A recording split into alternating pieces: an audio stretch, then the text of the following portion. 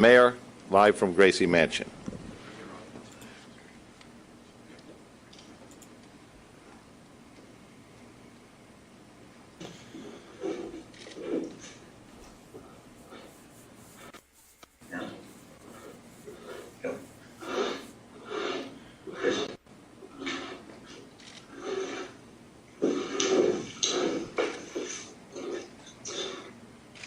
My fellow New Yorkers, we got it. We got it. I cannot thank the men and women of the New York City Police Department enough, as well as our federal agents, our state police, our first responders, from the 9/11 operators to the various men and women from our medical professions. We got him. It said.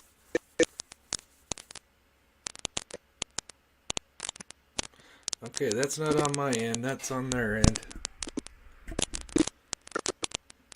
What's up, Tom? Okay, whatever you're hearing, this is not me. That's on their end.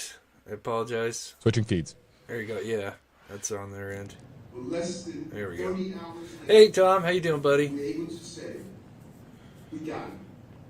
Thank you, Commissioner, for your leadership. Job well done.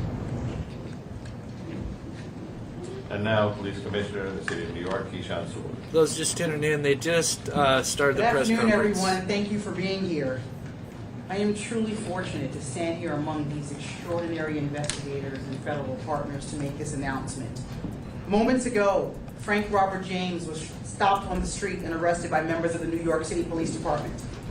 Officers, in response to a Crime Stoppers tip, stopped Mr. James at 1:42 p.m. at the corner of St. Mark's Place and First Avenue in Manhattan. He was taken into custody of St. Mark's Place and First Avenue in Manhattan. He was taken into custody without incident and has been transported to an NYPD facility. He will be charged with committing yesterday's appalling crime in Brooklyn. I want to commend all of the investigators and analysts who took part in this all-hands-on-deck investigation. Literally, hundreds of NYPD detectives worked doggedly during the last 30 hours to bring this together.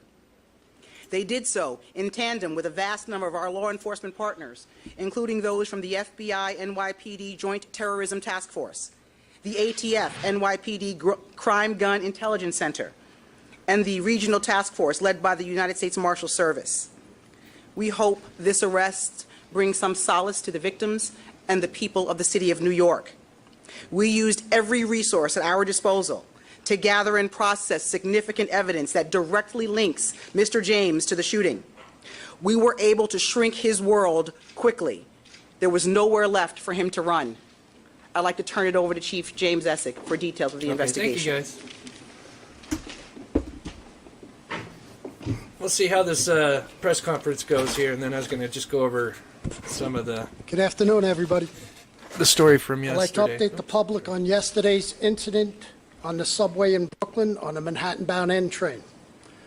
Through the course of this investigation, we developed additional information and evidence.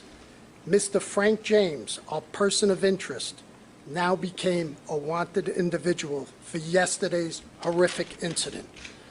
Mr. James is a male, 62 years old. He is known to us and has ties in Wisconsin, Ohio, Pennsylvania, New Jersey, and New York City. His arrest history in New York is 9 prior arrests, dating from 1992 to 1998. Those include possession of burglary tools 4 times, criminal Good question, sex act, Tom. theft of service 2 times. He was arrested on a New Jersey warrant. He also has a criminal tampering. He has 3 arrests in New Jersey in 1991, 1992, and 2007. They are for trespass, larceny, and disorderly conduct. So yesterday, we recovered video of him prior to the incident entering the Kings Highway subway station. He has the same black cart that he has later recovered on the crime scene. The pictures are to my right over here. This We'll state. make these available electronically after this. This station is 3 blocks from where he recovered the U-Haul truck that he rented in Philadelphia. The key to that truck was recovered at the crime scene. This jacket, the distinctive orange jacket, was also recovered, as well as his construction helmet he was wearing, and we recovered that in a garbage bin in transit. We believe, but this is still early in the investigation, that after firing his weapon 33 times at innocent New York City subway riders, Mr. James boarded an R train that had pulled into the station, went one stop up, and exited at 25th Street Station. We also have a picture of that. The gun used in this, a 9mm Glock, which was recovered at this crime scene, was purchased by Mr. James in 2011 in Ohio. We tracked Mr. James, and his last known whereabouts was 7th Avenue and 9th Street in Park Slope, entering the subway. Minutes ago, thankfully, NYPD patrol officers from the 9th Precinct responded to St. Mark's and 1st Avenue, where they apprehended him without incident. This case was quickly solved using technology, video canvassing, and then getting that information out to the public. So I can't speak highly enough of the partners we had, the FBI, Mike Driscoll, ATF, John DeVito, U.S. District Attorney from Eastern, Breon Peace, and the coordination and within the Detective Bureau, Tommy Galati from Intel, our Transit Bureau, our Patrol Services Bureau. Phenomenal job, less than 30 hours later to arrest this individual. So with that, I'd like to turn it over to Breon Peace.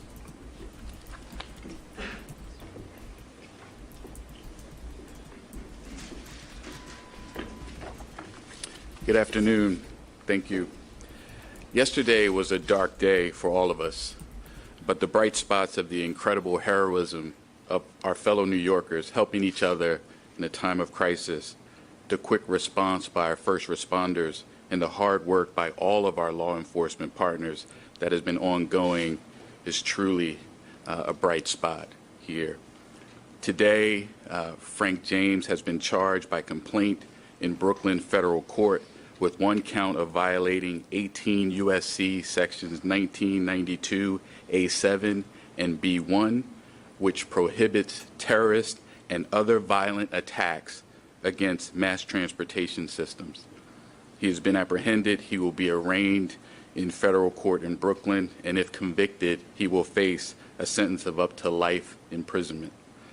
My office is prepared to prove beyond a reasonable doubt that on April 12, 2022, in Sunset Park, Brooklyn, in the Eastern District of New York, Frank James did knowingly and without lawful authority and permission commit an act, including the use of a dangerous weapon, with the intent to cause death and serious bodily injury to passengers and MTA employees on the New York City subway system. The government will prove, among other things, that James traveled across state lines in order to commit the offense and transported materials across a state line in aid of the commission of the offense. We, in the Eastern District of New York U.S. Attorney's Office, are working closely with all of our law enforcement partners, the FBI, NYPD, ATF, U.S. Marshal Service, and others, including the Kings County District Attorney's Office. And my office and our law enforcement partners will use every tool at our disposal to bring this individual justice and bring justice to New Yorkers and restore safety and peace of mind to all. And we'll continue to do so as this case proceeds. Thank you. Mike? Good afternoon, and thank you all for being here today. As Mr. Peace just discussed, Mr. James is now facing a federal charge for his actions, a terrorist attack on mass transit. We have 2 ways that you can get in contact with us, because I want to be very clear that this is still an ongoing investigation. If you have additional information regarding Mr. James's activity, or if you have digital information, please reach out to us. Contact the FBI, 1-800-CALL-FBI, or you can provide digital media through fbi.gov/Brooklyn shooting. We need to hear from you so we can fully understand all the events that have occurred over the last 30 hours. It's crucial that we receive the assistance of the public as we piece this case together. There has been some reports that FBI holdings to date had a tie to Mr. James. I want to be very clear that to date we have found no record of an investigation of Frank R. James by an FBI office before the shooting yesterday. Reports that FBI's New Mexico field office previously investigated him are inaccurate. I want to thank our partners in this case, the NYPD, the ATF, the U.S. Marshals, and the U.S. Attorney's Office, and all the members of the FBI NYPD Joint Terrorism Task Force. We've had such a tremendous response from all of our partners in this case that have led us to this moment now. I also want to take a quick moment to highlight the work of the JTTF. I'm fortunate I get to work with them every day. It's truly an outstanding group of people, led by SAC Kerry Farley, who spearheaded this investigation. They've done an outstanding job on this, as they have every time New York has faced a threat of this nature. Oh, thank you, Tom. So thank you, and I'd like to turn it over to John DeVito from the ATF.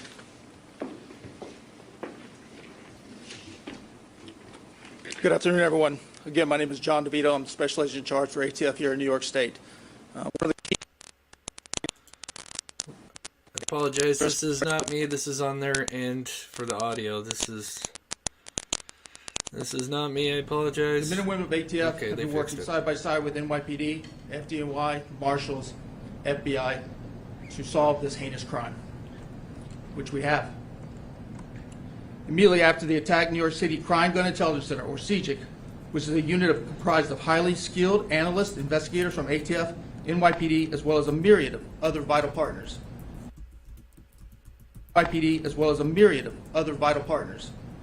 Whose sole purpose is to collect, analyze, and disseminate actionable intelligence regarding gun violence. Just imagine a team of dedicated professionals exploiting every nugget of intel from gun violence to firearms, and then weaponizing that information to use it against the people that are terrorizing our communities.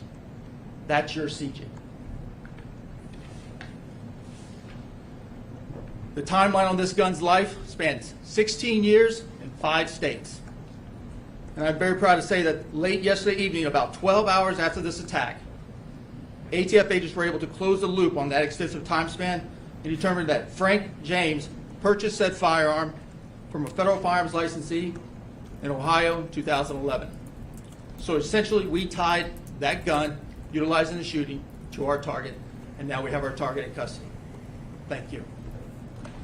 Okay, we're going to be in that we've told you almost everything we have to say, able to answer some very limited questions. Tina. Can you tell us a little bit about the Crime Stoppers? Because there's some reports that he called himself in. Is that true? There was a person who called Crime Stoppers. We're reviewing who exactly they were. Rocco? Commissioner Overflow, Chief F91, you're using one of his videos to yesterday's date. Does that date have any significance? And as his videos to yesterday's date, does that date have any significance? And is it clear yet what the motivation was for the shooting? I think first and foremost, we were looking to get this guy off the street before he did any more carnage, brought any more carnage to the city. As to the investigation into the motive and to look and scouring his social media, that's still part of the ongoing investigation. But again, first and foremost, we wanted to take him off the street. The investigation is continuing into the motive, into his social media postings. Bloomberg. You said Mr. James walked into a Park Slope subway station. What time was that, and what was he doing in between then and when you guys caught him? That was 9:15 yesterday. So the incident occurs at 8:24. So he exited the 25th Street Station House shortly after 8:24. The R train pulls in. We catch him next going into a Park Slope on 7th Avenue and 9th Street at 9:15. And then we grab him today.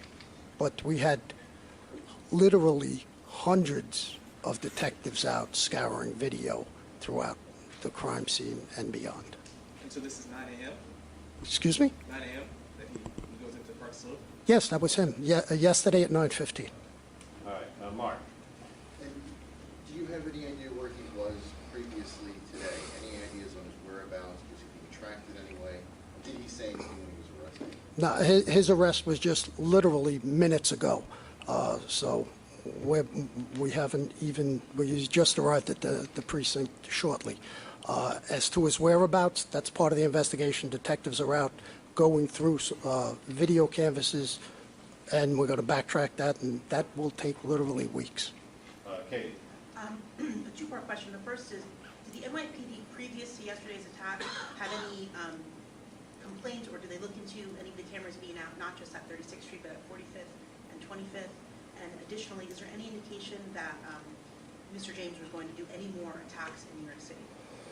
Well, So we'll get back down to cameras. After the second part. yeah, as far as them doing any more attacks, that's, again, that's part of the investigation. Our main focus was to take him off the street immediately. And do you know how? Well, go ahead. Do you know how he purchased the gun? If he had a criminal record?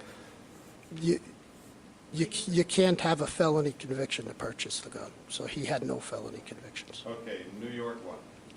Emily, how are you? Hi. Has the mayor's security detail been returned to its typical size and scope? So we're not going to discuss that. Julia Papa. Yes, can you take us from the Crime Stopper tip to the arrest? What happened in between? How was he located? And The Crime Stopper tip today? yeah. Yeah, go ahead, boss. Hey, Juliet. Good afternoon. Crime Stopper tip comes in, reports that the male is in the McDonald's on 6th Street and 1st Avenue in the 9th Precinct down on the Lower East Side in East Village. Officers respond to the McDonald's. He's not in the McDonald's. They start driving around the neighborhood looking for him. They see him on the corner of St. Mark's and 1st, and they take him into custody. No incident and take him into custody. Did NYPD do an audit of cameras at subway stations to make sure they're all working in the future, so it was easier to catch a person who does something like this?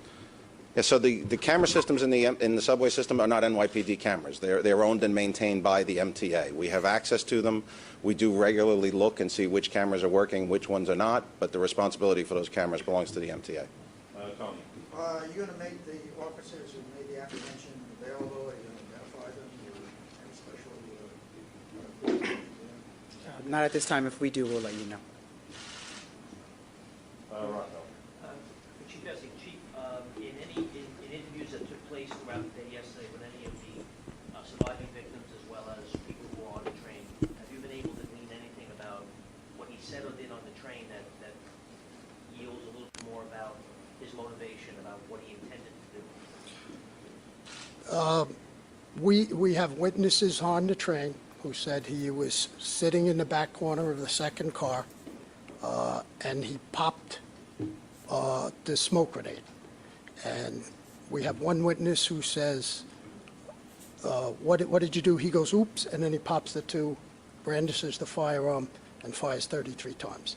That we are in the process, and we are asking for anybody's help who is on that subway train or on that platform to reach out to the Crime Stoppers at 1-800-877-TIPS with any information. We're still looking for witnesses and anybody who has information who was on the scene. Okay, New York Times. Hi, can you tell us anything more about the clock that this guy used? We heard initially that it was bad. I know from what experts say that clocks aren't supposed to do that. It's kind of one of the selling points of clock. Can you tell us a little bit more about if that's the case or? Well, our crime scene is still processing that scene. It goes to the lab, and they'll give us a report. It's still very early in the investigation for that. All right, Tony? One for All right. Mr. Okay, go ahead. Attorney. The statute he's being held under, that requires no nexus to any foreign terrorism. This is, in its own, it's a discrete terrorism charge. The statute is titled Terrorism and Other Violent Attacks in Mass Transportation. So there's a federal interest, of course, in protecting mass transportation hubs and infrastructure, and so that's the jurisdiction. But we're not going to comment further, or we're still investigating the motive and things like that, so can't comment further. All right, last question to Juliet. Yes, who can talk about his contact with social services, or if he had any here in New York? That's going to be part of the investigation as well, so we were not able to speak to that at this moment. So after his arrest in the 90s, and then did he like disappear? Was he not in New York City anymore? That's part of our investigation as well, Julie. Thank you. One more question, News 12. You're the last question. Thank you. I'm wondering if there's, do we have any motive in terms of Sunset Park? Why Sunset Park, or was it random? No idea. So just to close, we also want to acknowledge our partners, sometimes jousting partners in the media, for putting all these pictures out, for spreading this story from the time we did the press conference yesterday. That was a critical effect on raising the kind of public awareness that, as the commissioner said, was able to give him very few choices. So we appreciate your efforts as well. Thank you very much. Thank you.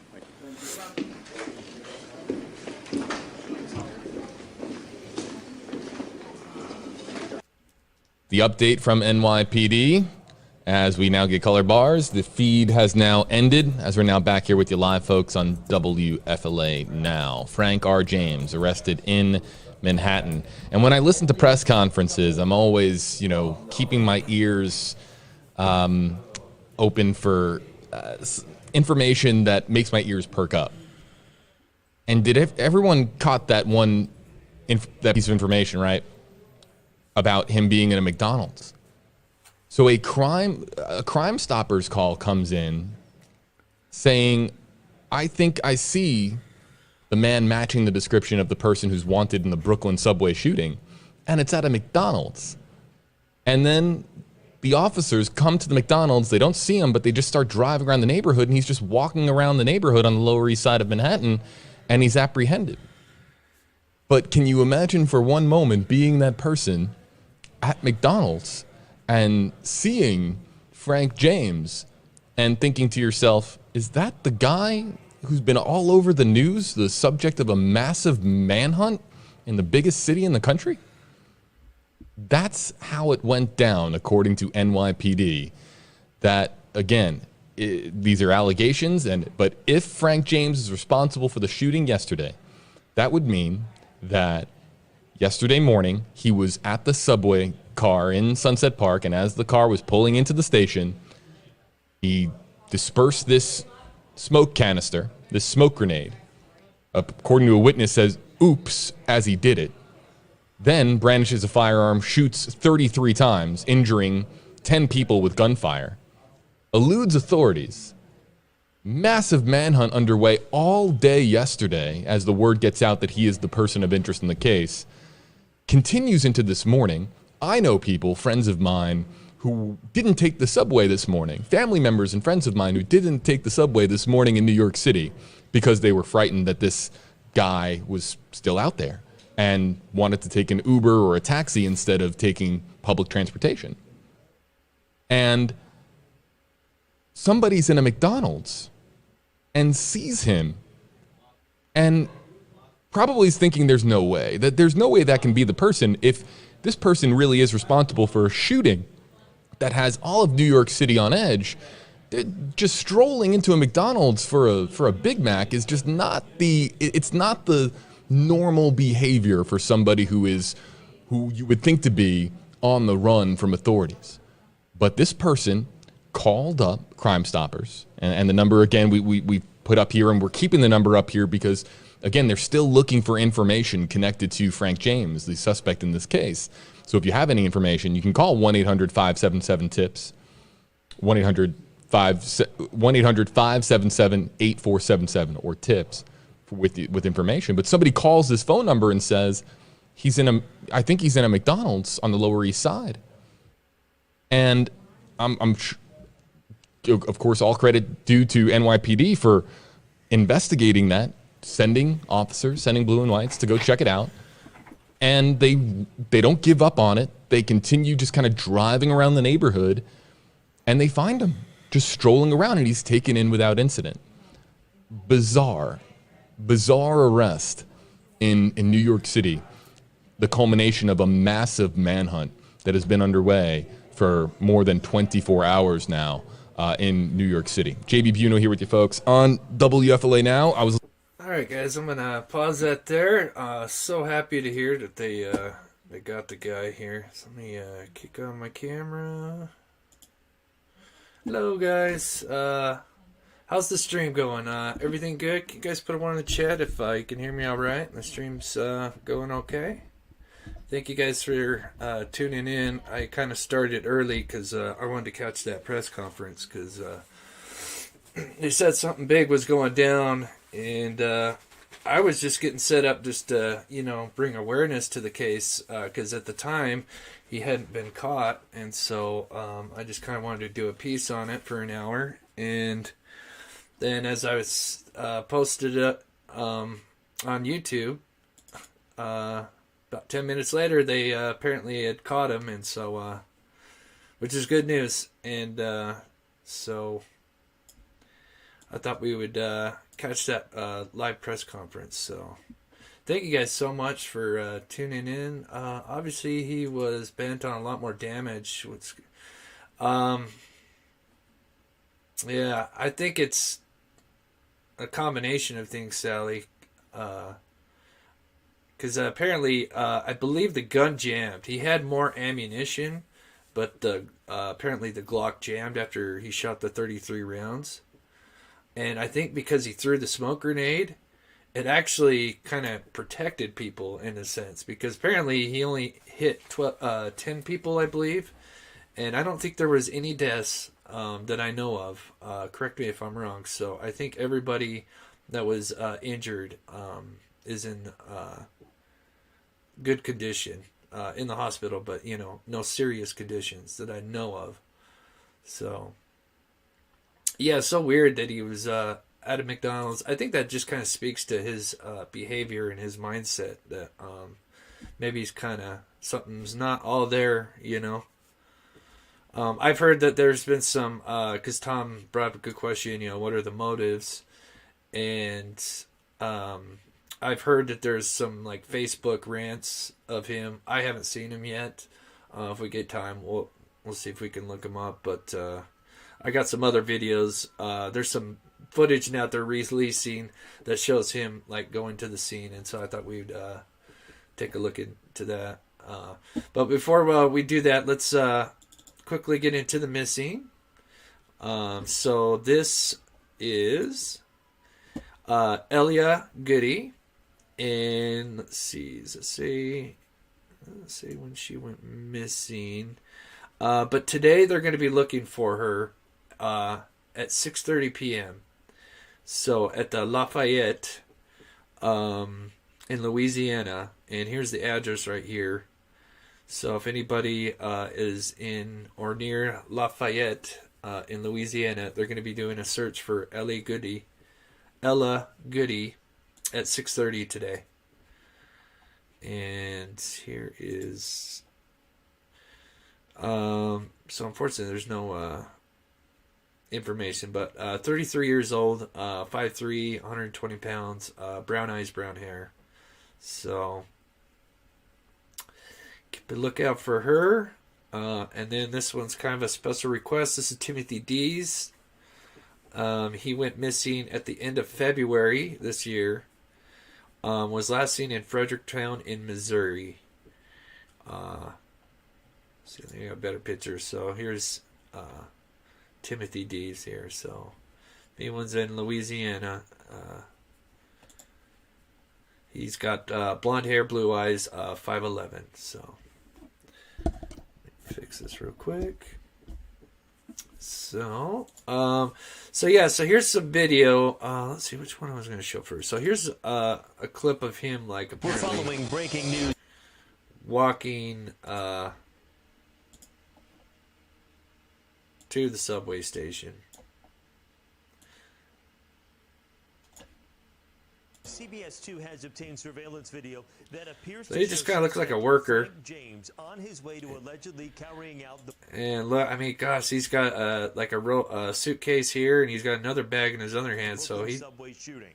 The video shows James wearing a reflective vest, wheeling a cart down the street and carrying a bag. Police suspect James opened fire on the subway, shooting 10 people. The NYPD has also just released new images of James.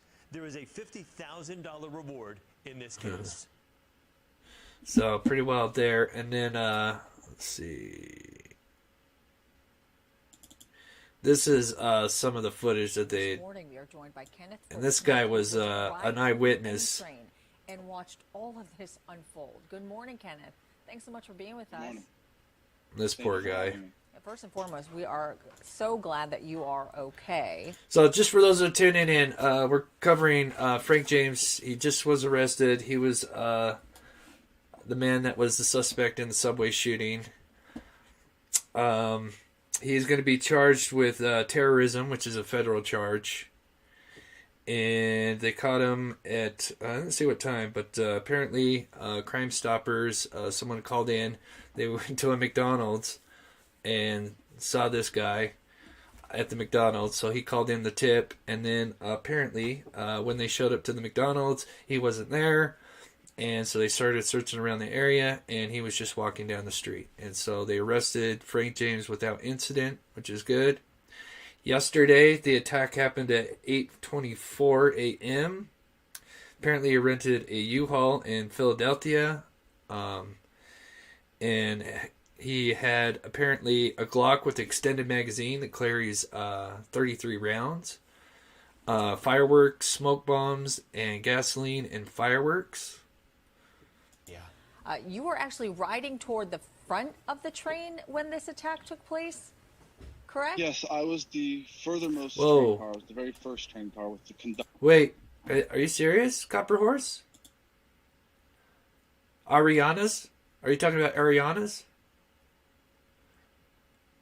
Really? Okay, well, let's finish this video and then we'll go check that out. There was quarters in it, and the car that was Because I wanted to talk about Ariana as well. assault was the car directly behind me. It was the second car on the train. And this is your regular commute.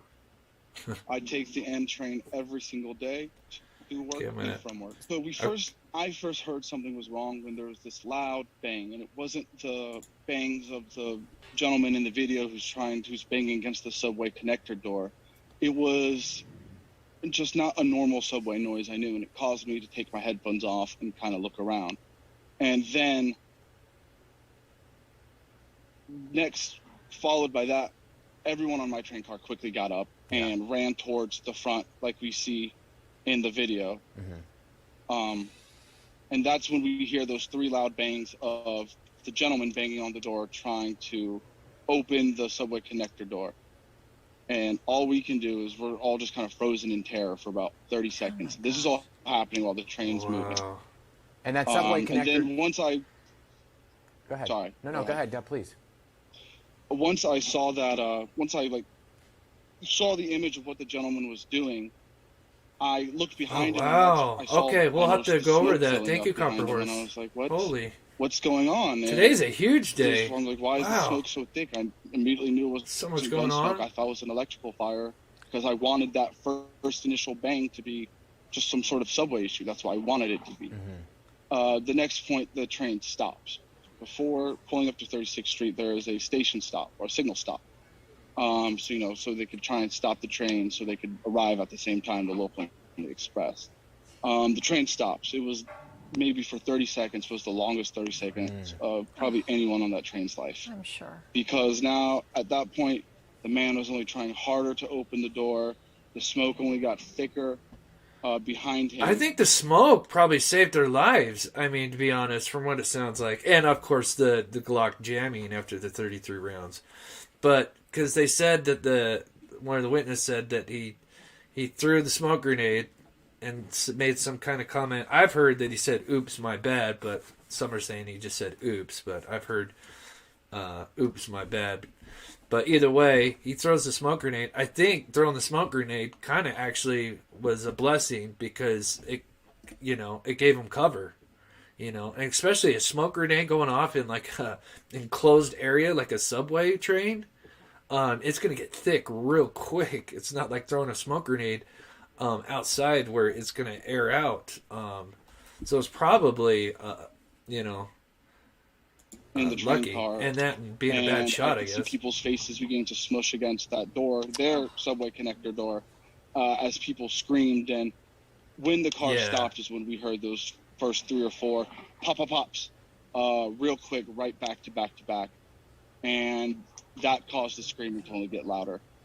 And a gentleman on our train decided at that moment to try and open I will, Scottish. the connector door that this gentleman on the other side was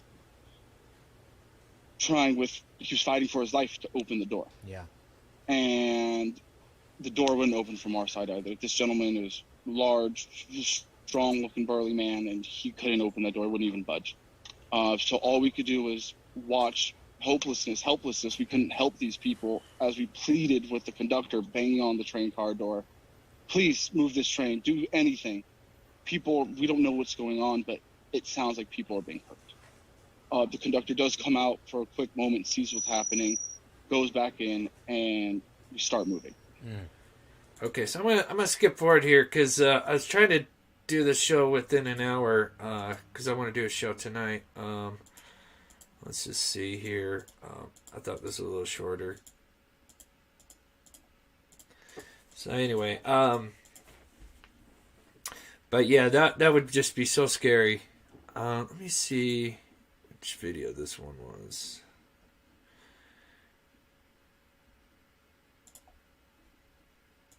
There is still that massive search for the person of interest in this.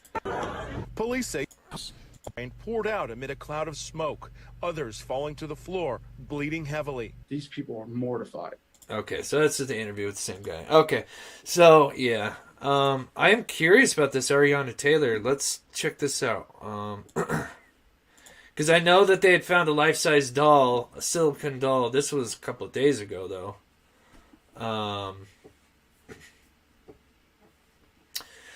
So what they said is no. There's a so what I had seen yesterday, Caroline, is there is an extended mag that holds 33 rounds, and actually you could chamber an extra round, so you could actually hold up to 34 rounds with this 33 round clip, from what I understand. And so yeah, it's a 33 round clip.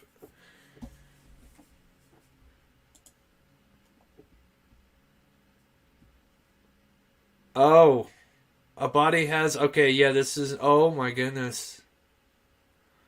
Oh my goodness. Yeah, this isn't about the silicone doll. Okay, because I was going to do a story on her tonight and see what was the latest. So, update. Sorry, guys, to jump from story to story, but this is a story I've been interested and been worried about her. So Ariana Taylor, the girl that got in a wreck in Gary, Indiana, they found her car totaled.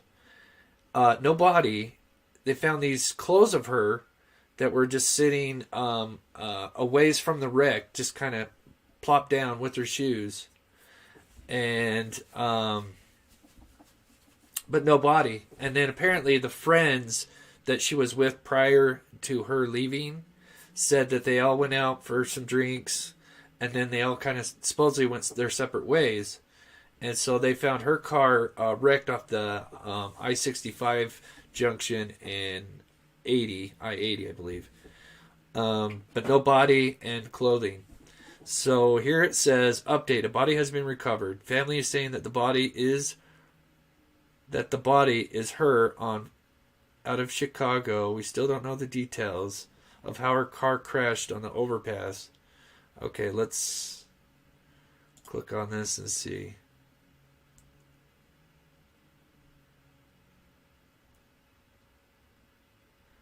Okay, so this just shows this at Fox.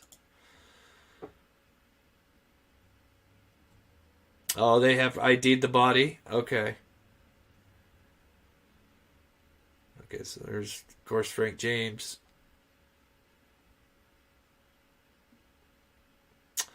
Oh, wow. Okay, let's look at it.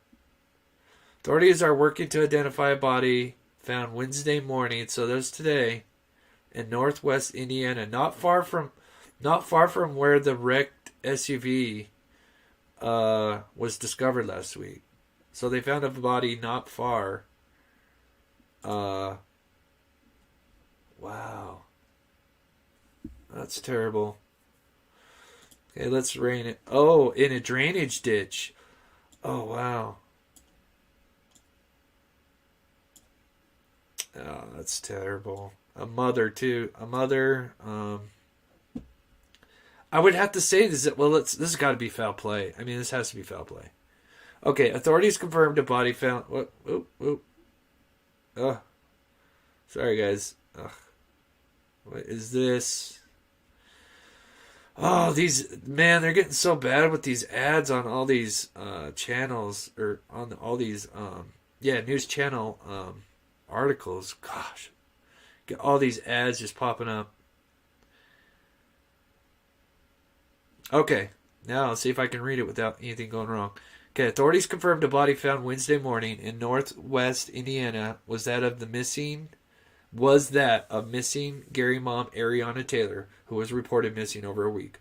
Her body was found Wednesday morning in a shallow drainage ditch near the Bella Booze Play and Discovery Center in the 2800 block of Colorado Street. Okay, we'll look that up because I kind of know where that is. Oh, wow. Okay, Taylor was last seen leaving her Merrillville, Indiana apartment complex after 1 a.m. on Sunday, April 3rd. A Chevrolet Traverse SUV registered in her name was discovered crashed, abandoned that morning. Her cause of death hasn't been released. Gary police are still actively investigating. They have not said if they believe foul play was involved. Indiana police were investigating the crash as a hit and run. Still doesn't make sense why her clothes would be off. There was a false alarm about the life-size doll. Lake County coroner said in a statement on Sunday night. This is about the doll. Was notified. School employee doing the work. Okay, so that's just talking about the mannequin. Let me see if I can play this video.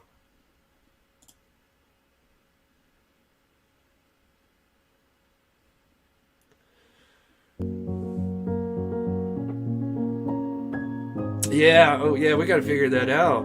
I'm leaning towards foul play myself. Clothes just don't, unless you drive it naked. I mean, I don't, The body believed to be that of a missing Northwest Indiana woman has just been discovered. Let's go right to Dane Placco in Lake Station with the latest. Dane? Yeah, Sylvia, it appears to be a very sad ending to the week-long disappearance of 23-year-old Ariana Taylor of Gary.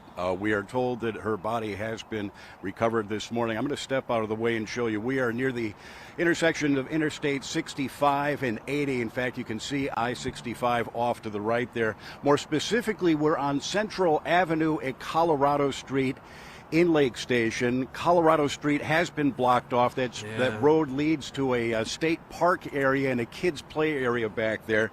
Now, Taylor was last seen on April 2nd. The next day, her car was discovered off of, underneath actually, I-65. It had apparently been driven off the road. She was not in the car, and she has been missing since that time. There have been a number of searches every day out here looking for her. In fact, they thought they might have recovered a body over the weekend. It turned out not to be a body. Is this a number of searches? Or is this the silicone? Oh, okay, I think this video playing right here is where they found the doll. Oops, I just every day out here looking for her. In fact, they thought they might have recovered a body over the weekend. It turned out not to be a body, in fact. Well, this morning we're told that a body was found in the water not too far from the crash scene, pretty much just underneath the I-65 bridge, the way it was described to me. A number of police cars from various jurisdictions out here right now. I did talk to family members who are starting to show up. Taylor's family is here. I spoke to a cousin just moments ago who said that they have been informed by Gary police that the body was recovered this morning and that it is that of 23-year-old Ariana Taylor. There is a news conference being scheduled at the Gary Police Department, which is handling this investigation, coming up at 1:30 this afternoon. But again, looking live at the scene here, you see Gary Police, there's Indiana State Police, Lake Station Police out here as well, and a full-scale investigation also happening down that road, which we can't see from here. So that should be in...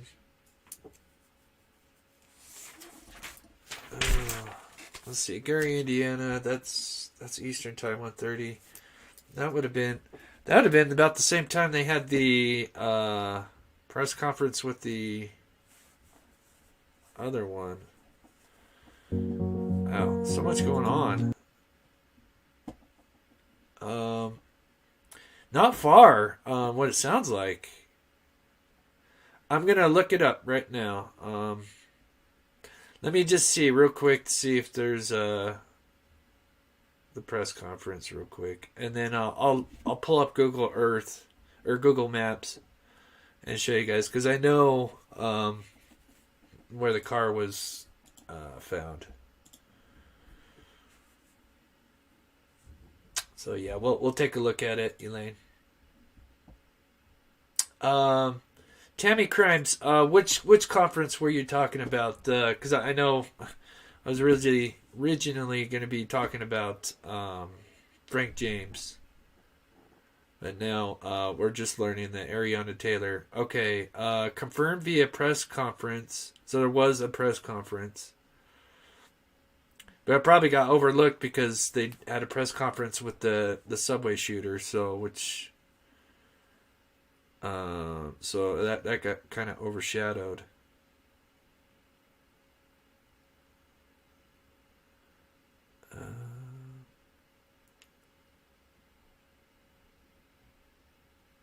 Okay, let me go to the latest real quick here.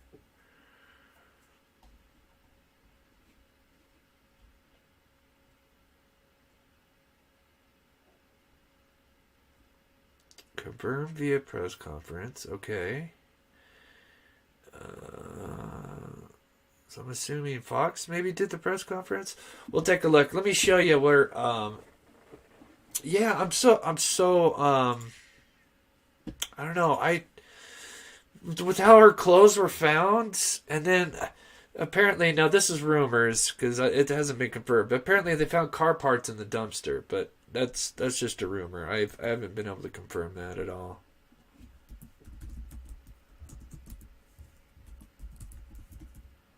Oops, not Google Docs, Google Maps.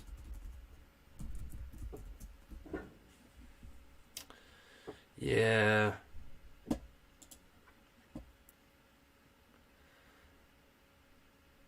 I mean, she could have been disoriented, but the clothes, the way that they found her clothes, that just doesn't make any sense.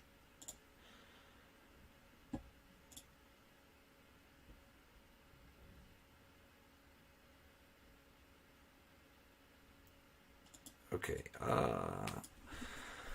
I-65, and it was actually that's all I need, and then I can find it from there.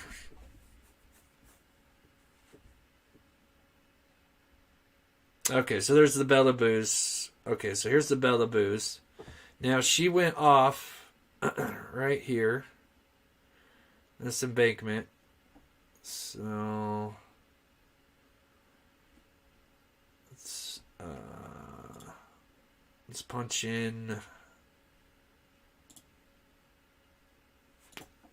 the address that they said. Yeah, 2800. Okay, so this is the address they give.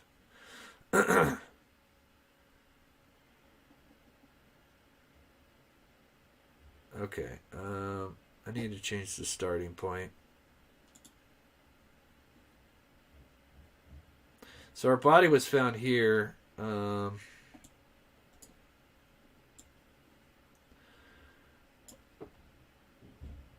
me pop it right. And let me put it right there. So 2 minutes. So this is the address they give. Is 2800 Colorado Street. And her car was found off this embankment, and I'll show you guys just to match things up. So if you go right here, we can work together on this, and you let me know if you agree. So this is what I figured is where she went off. Okay, I need to go on the other side. Oh, actually, wait. Nope, this... Yep, nope, this is it. Okay, hold on. I just need to go... Let me get on this one here. Okay. So this is how I confirmed the picture. Okay, so there's this picture here. Pull up Ariana's case here real quick. So, okay, so there's that.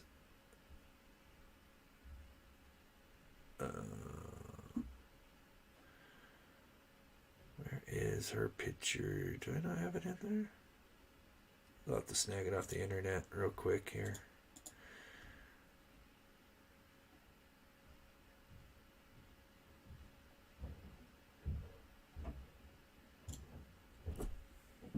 Thought I had a picture with the car and everything.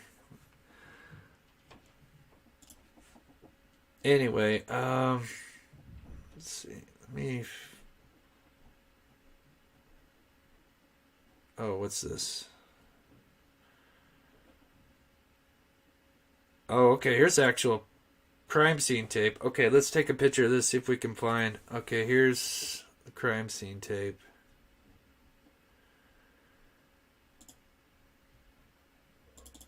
But that... Oh, there's the picture. And I just found the picture I was looking for, too. Okay, there it is. So here is this pic here. This is how I could tell where she was at. The car. You can let me know. Okay, so zooming in right here. So you can see this is the car up on the thing. This is Ariana Taylor, who I was going to do the story tonight. Oh, I don't know, Celio. Oh, he has a channel. Okay, yeah, that's right. Yeah, because I heard some Facebook. Yeah, sorry that I'm doing two different stories. We just found out that Ariana's body had been discovered. So a lot of news going on right now. Okay, so this is how I figured out where the car was wrecked. So as you can see, you got this overpass, and it's got this green cement, painted under it. If you look, oops, not on that one. Let me go one more over, just to kind of get a better angle. So now, of course, I can't get under this, but as you can see, there's you got the same regular cement, and you got this kind of like green cement. I think she went down this embankment right here, and then you can tell that there's two blue. You got your I-80, I-94, and then I think it's I-8 sign there. And if you look, you can kind of tell there's two blue and then one white. So that's I-80, I-94, and then the wording. So like I said, so this is her car had come off somewhere over here, was discovered here. Now it's up on the thing here. Okay, so now we know where her car was found, which was under this bridge here. Now we will hop over. Let's see if I can hop. Can I hop over? Let me hop. Now what's strange is, let me back up and show you guys. So her car was found here, but yet her body was found in a drainage ditch by Bellaboos. and we'll try to figure out exactly where here in just a second.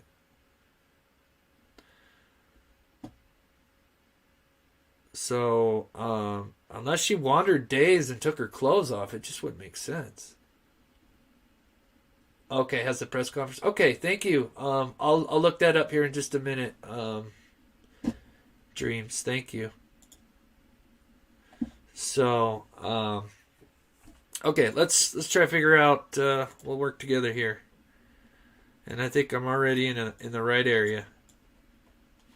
Okay, see if we can work together to see. Let me see if I can get off this though.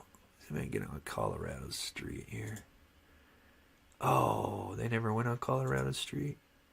Okay, let's see if we can work from here. Oh, this looks familiar already. That thing right there looks familiar. Oh, I can't go any further. Okay, I remember seeing this in the thing. All right.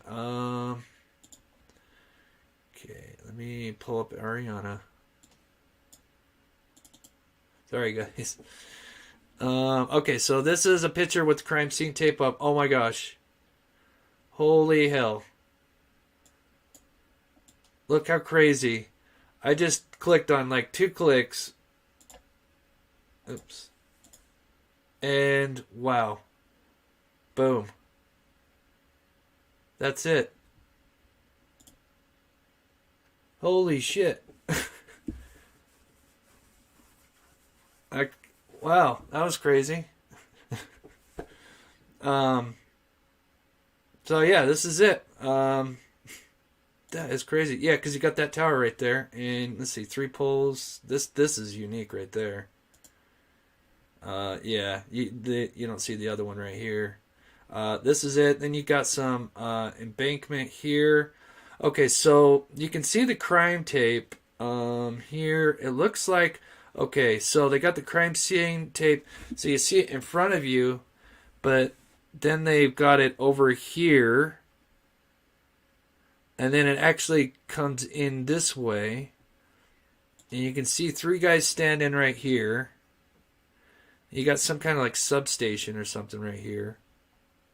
I'm assuming the drainage ditch is maybe over here or over here. Yeah, no way that was an accident. Yeah, yeah. We'll try to figure it out here. Okay, so oh yeah, that's the substation. Holy shit, that's it. So here's the substation. So this is apparently there's a Bella Boo's is a plane discovery center. It's for kids. Let me back it out. Let me just kind of give you a 360 of the place. So here's Bella Boo's. It's not sure what it is. Probably a play place for kids or something. So here's just a 360 of the area. Unfortunately, I can't go any further. This is as far as Google Earth went. I might be able to get up on this highway. I don't know. Actually, what is this? Let's call it. Is that Colorado Street? Oh, no, there is the highway. I might be able to get up on the highway. It says I can go a little further. Let me see if I can go a little further. Oh, I can. Oh, okay, cool. Okay, we're closer. Okay. So, I'm looking for drainage ditch here. I'm assuming... You look to the left here. Let's go this way. This way a little bit. There's a little path. So there's a little drive path, like a little driveway right here. And that's secluded too. This looks like something you know. This looks like somebody's trying to hide a body. I mean, unless it's just pure accident, you know. Let me see if I can get on the freeway here. Let's see if we can get a different look at it. So if that's the substation right here, let's see if we can see anything over the freeway. Ooh. No, it's got the trees. So here's that tower. See if I can back it up a little bit. Figure out this ditch here. Okay, so there's the substation right here.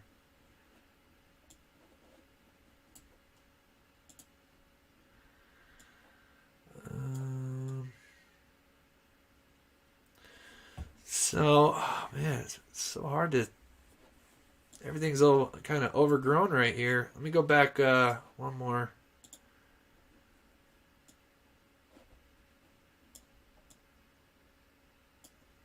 Okay. All right. Let's go from the scene of the accident to this place and see if that would make sense for someone to walk and drop their clothes. So let's go from the scene of the accident to this place. So this is for sure. So this is Colorado Street here. Substation is right here. Okay, so let me zoom out. Drag this bad boy right here. Okay, so this is where her body was found, approximately. Her car was found right here. Okay, let's see. So unfortunately, Google never went on this little road right here, but I can start on Colorado Street. Oops, no.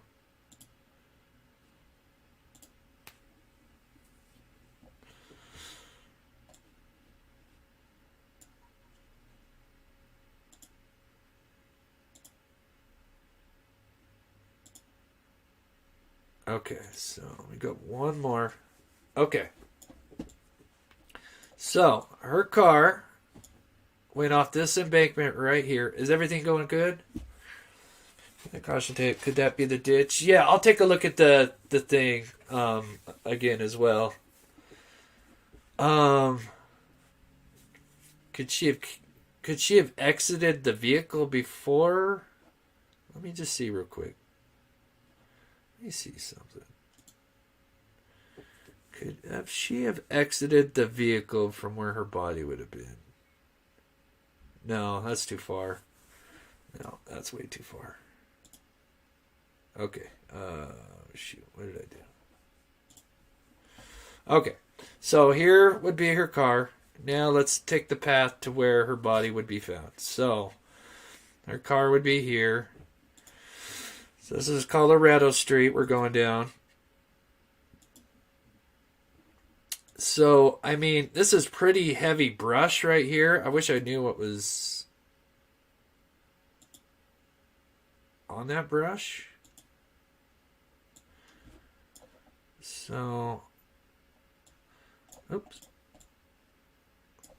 But I can get a kind of a better view. So this is above looking towards Colorado.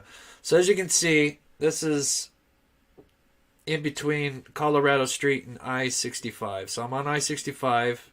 Colorado Street is right here. You've got all this kind of like trees, brush. There could be a drainage ditch, that goes through there, maybe. So now we're taking the... Oops. Oh, gosh. I went backwards. All right, now we're going to go to the scene of the crime here, or the body. So let's see if we can see any drainage ditch. It's so tough to tell.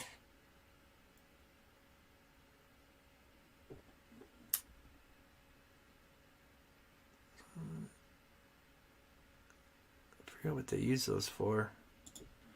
Someone might know in my chat, though. All right. Let's see. What is this? Is that water? What is that?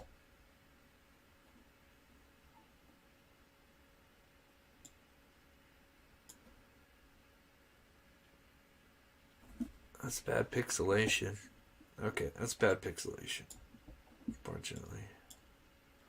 Trying to see if there's like a ditch that, like, possible her body floated through or something, but I'm not seeing no ditch. I mean, it could be though. All right, we're getting close to. Let's see. Her body was found. I mean, her body was found. I mean, just get an idea of how far she would have either walked. Ooh, there's a street up here. Might be able to figure out if there's a drainage ditch right here, actually.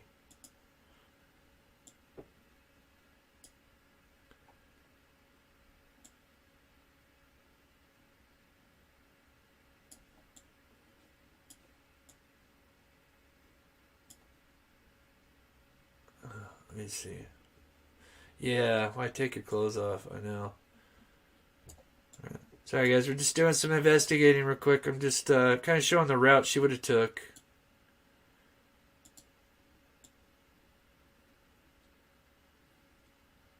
I mean, unless there's a river that could carry a body up this way, or she's walking disoriented, naked. I'm going to guess foul play. Okay, I might be able to see if there's something right here.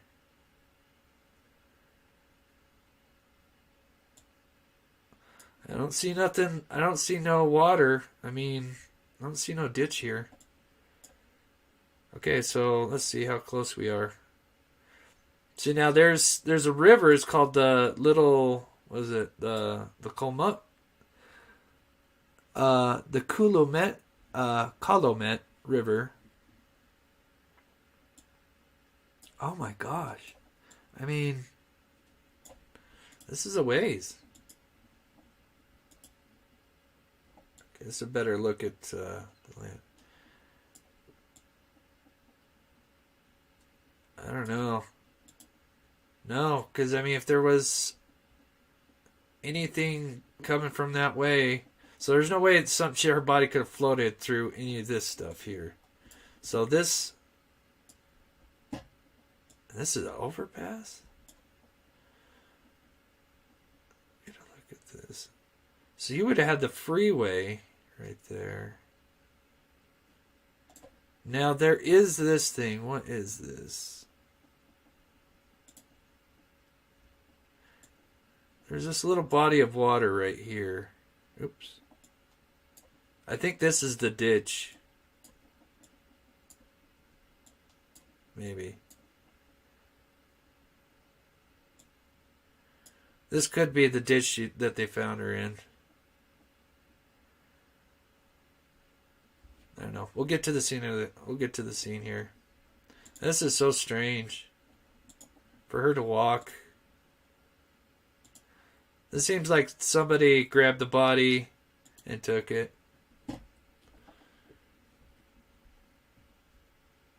Yeah, I think so too. Okay, like I said, we're just following the path here. I thought maybe if I'd see like a river or something, maybe that would kind of make sense. But I mean, this looks like. I'm just kind of quickly going here so we can get here. All right, so we're almost there. All right, so now we're going to turn down Colorado Street. Let me. There we go. And we approach.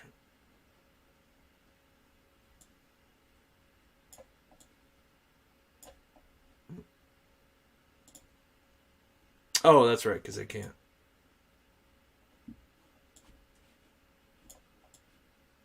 Oops. Oh, what did I do?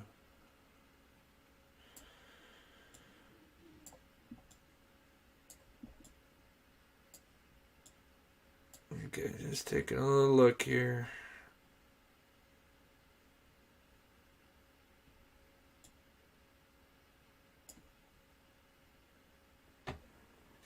Oh, Philippines. Alright, just put me right at the substation. There it is. So, anyway, we'll look at that. But, yep, so anyway, there is this little blue line I see right here. I'm assuming this is the ditch. When I look towards it,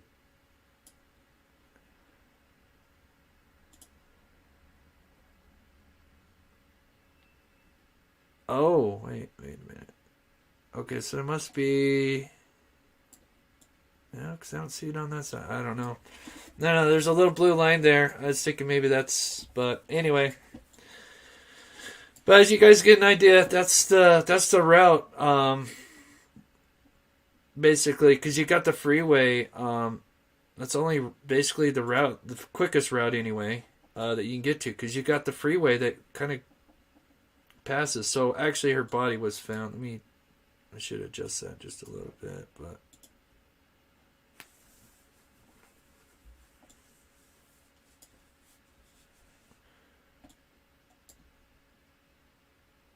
Might have to Google Earth it, but it might slow down my... So there's a little private driveway right here. Here's that antenna.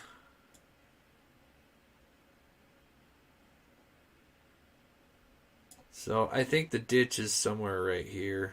I don't know. But anyway, so here's the crime scene. Large police presence. This is near the location. A vehicle. Here's the picture. But that was pretty crazy to oh, sweet. Thank you. Let's check out the press conference then. Thank you. Perfect timing.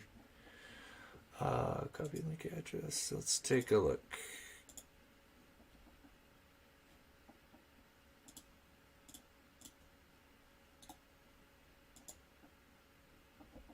Hey, Jill. So those are tuning in. They caught the subway shooter, Frank James. Uh-oh. Let me grab that link again. Copy link address. But unfortunately, they found Ariana Taylor's body.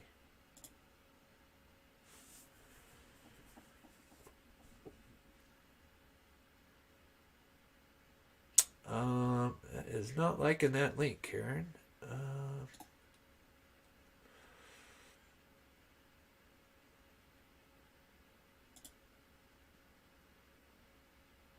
Oops.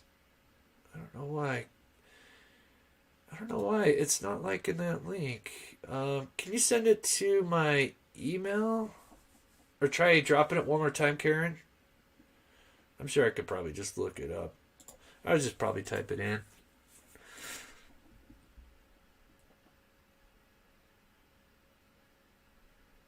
But, yeah, so they found Ariana Taylor's body, and it has been identified.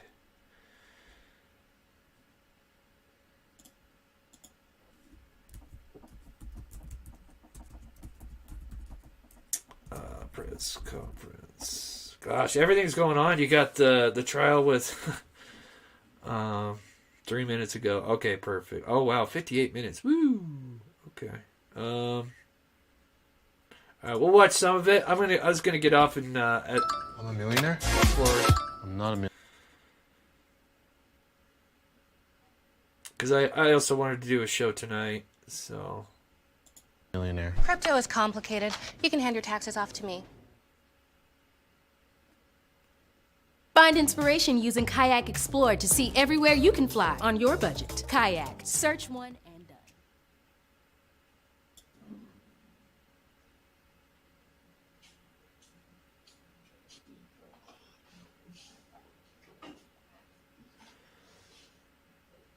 Okay. Get to where it starts. Hopefully it doesn't buffer. Let me know if it buffers at all. Yeah, something's fishy on that, Tanya. I agree. It's 2 miles. It's 2 minutes. I don't think it was 2 miles. Here I can kind of show you. Oh, did it take away the 2 places? So our body was found here. Oh, it took the and so I would say it's was it 2-minute drive. So I'd say it was less than a mile. I don't know. It might be 2 miles. I guess depending. All right, let's look at the play.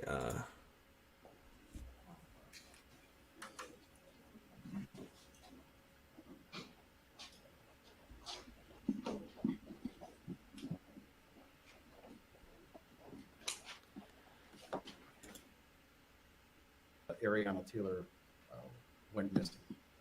And through the investigation, her last whereabouts were early morning hours of April 3rd. Probably around 1 a.m. She was last seen in Maryville. 8 p.m. Sweet Caroline, Eastern We time. began the investigation 8 or 9. after she had left the roadway. She left the roadway that morning hour and crashed. And the vehicle was unoccupied at that time. So the Indiana State Police took the crash report, and we had no driver at that point. The next day, she was not reported missing at that point. The family didn't think she was a missing person. That day went on, and around 9 a.m. or 9 p.m. Sorry, correct myself. 9 p.m.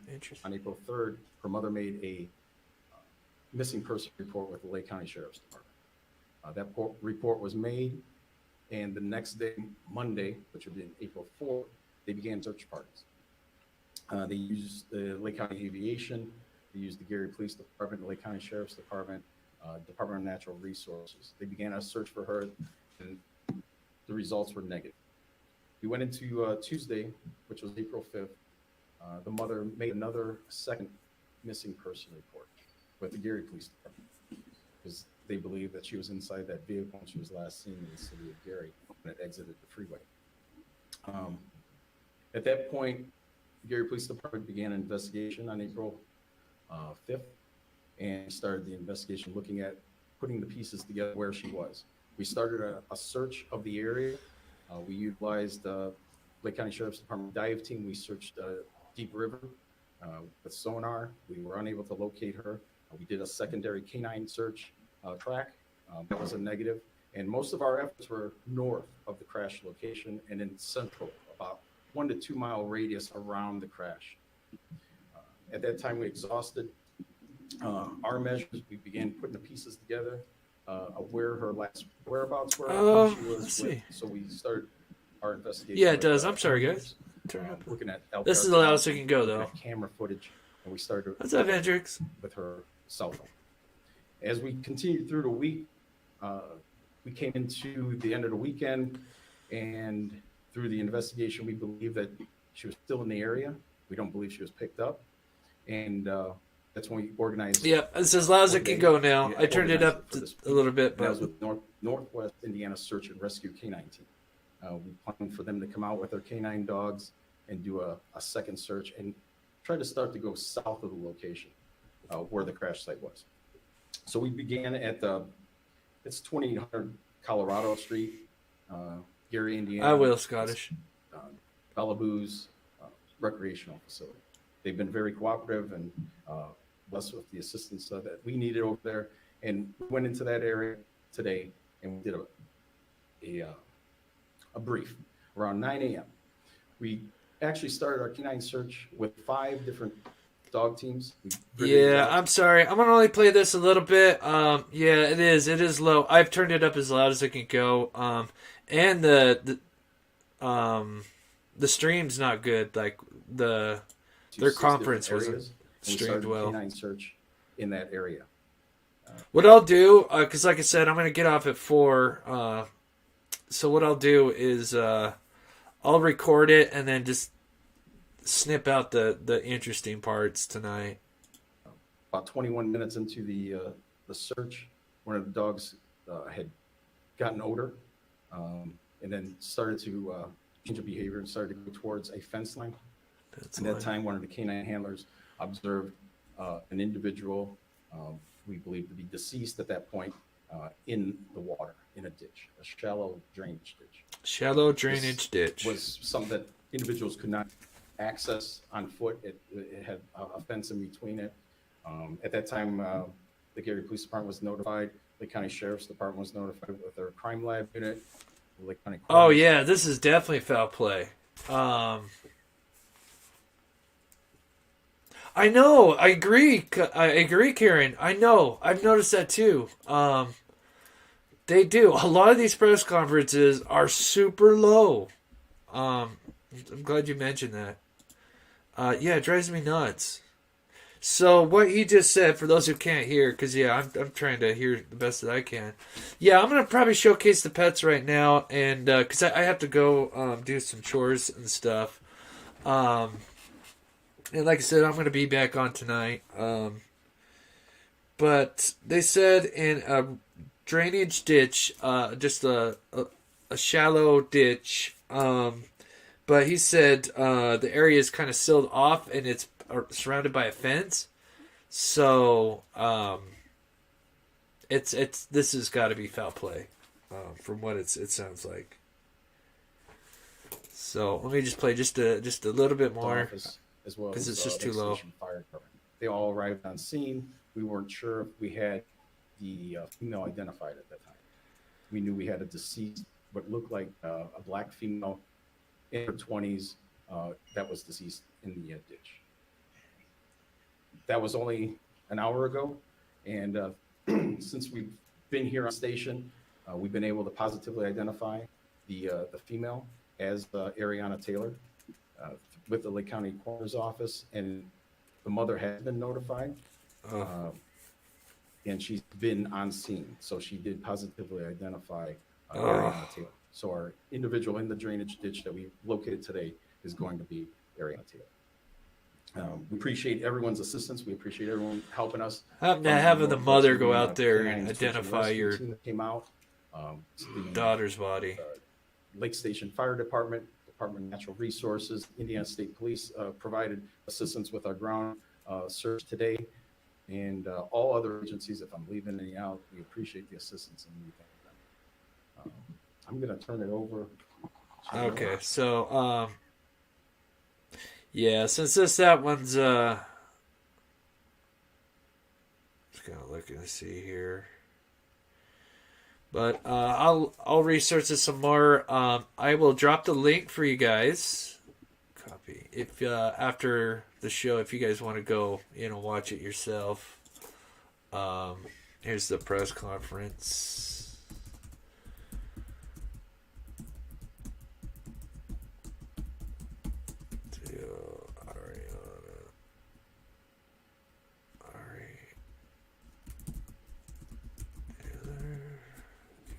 I'll pin that.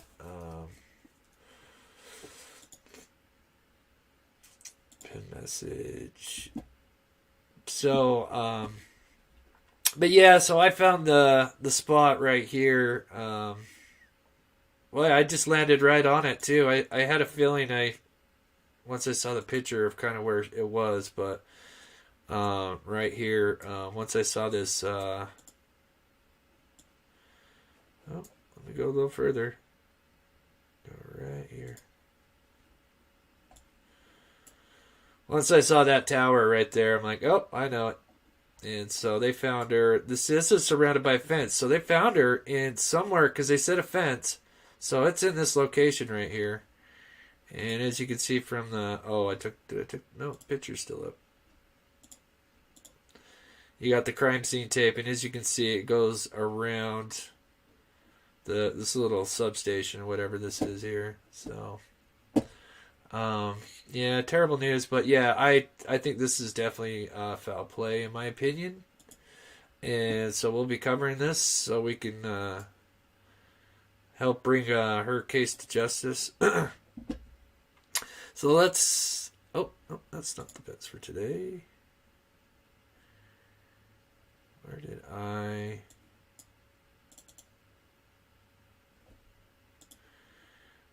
got the pets for... Oh, so here we go. Not too many shows here set up. So if you guys want to send in your pets, email me if you haven't, with your YouTube name and your pet's name. This came in from Carly, and this is her little puppy Lily. And then this is Carly as well. This is Logan as a puppy. I think that's a husky. And here's him as an older, not a puppy anymore, a big guy. And he's just kicked back. So that's from Carly. This is Logan. And he's just hanging back. Oh, yeah. And then this is from Felicia, Cash Marley and Piper Lee.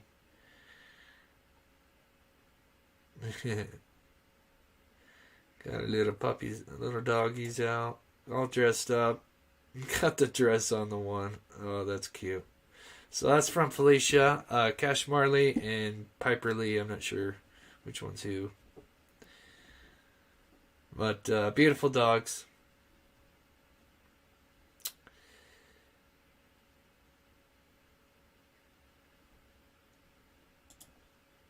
Oh, this one was cool. This wasn't sent in by Michelle. This is her main coons. I think it's I'm thinking foul play, David, for sure. I just kind of went over my video of like where her vehicle is located compared to where her body was found.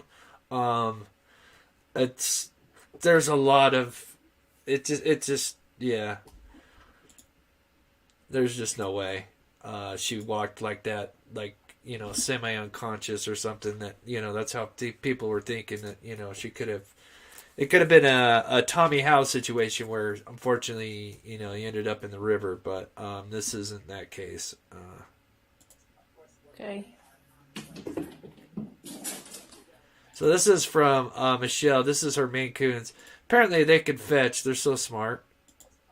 Okay.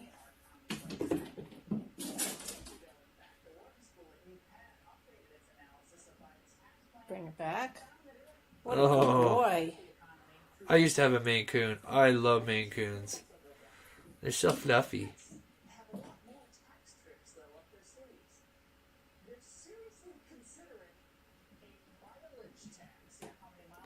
Well. Good catch. You almost... Wow. That's pretty cool. I love Maine Coons. I'd love to get another Maine Coon. Thank you, Michelle, for sending that in. So just to quickly recap, I know the show was going to be about Frank James. They caught him today. He was at he was seen at a McDonald's, and someone called it in, and they searched the area around the McDonald's, and they found him just kind of walking, and they were able to arrest Frank James without incident. So that's great. Ariana, they had a press conference. Literally, they had the press conference at the same time, too.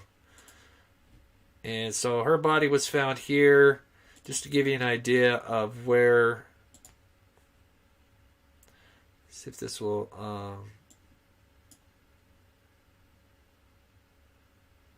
Okay, so her car was found here. This is where her car went off. And let me punch in that.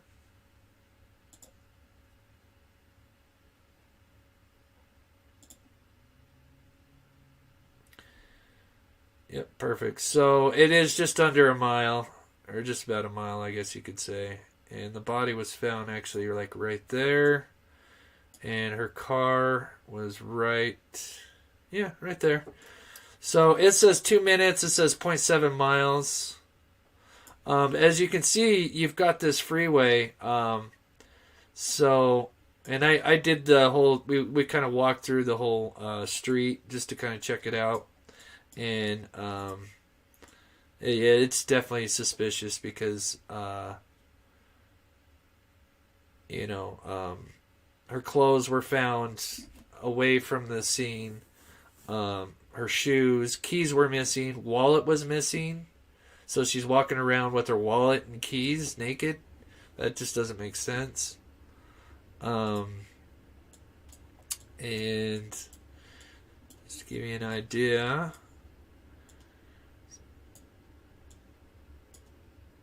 And so this is it says Lake Station here. But if you click on this street right here and we take a look at it, this is where she was found.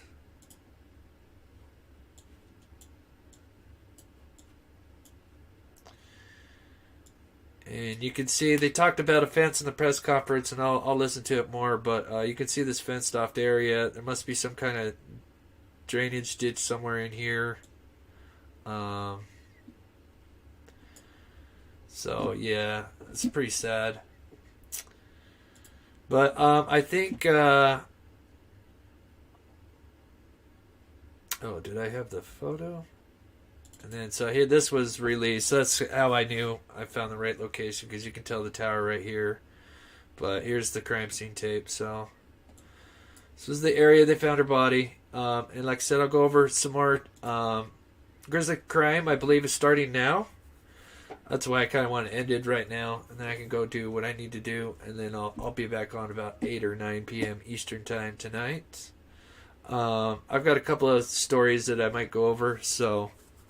and I'll probably touch on Ariana's. I'm sure there'll be some more information, and I'll see what I can get out of that press conference, because it's really quiet, so it's hard to tell what's going on. So, but I appreciate everybody tuning in. Thank you, Tom, for the $10, and tonight I'll do the halftime show. I didn't want to do the halftime show right now. I just didn't feel it'd be appropriate.